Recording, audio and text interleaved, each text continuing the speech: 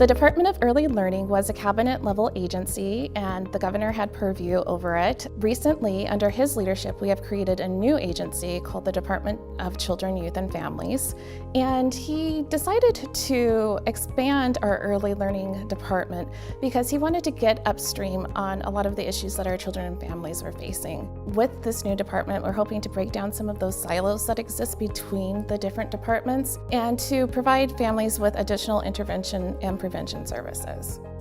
The governor has been a consistent champion for early learning in our state. During his time in office, we had a state Supreme Court decision that said we weren't adequately funding our K-12 system. And so a lot of the legislators and advocates wanted us to focus exclusively on K-12. But the governor recognized the importance of early learning, especially as it relates to graduation, youth involvement in the juvenile justice system. And so he really thinks of education as part of a continuum. We have a Cradle to Career plan for the state of Washington. I have learned in my policy work that it's important to create relationships with stakeholders, the advocacy community, parents, and the early learning professionals. We need to make sure that we have the voice of the people that we're impacting in those conversations.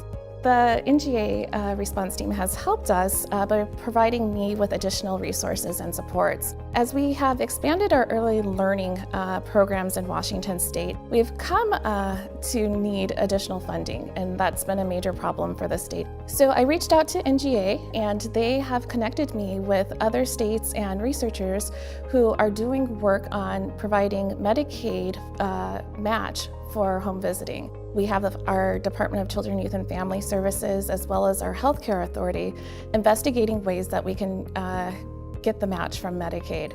With the resources that NGA provided, that helped jumpstart this conversation.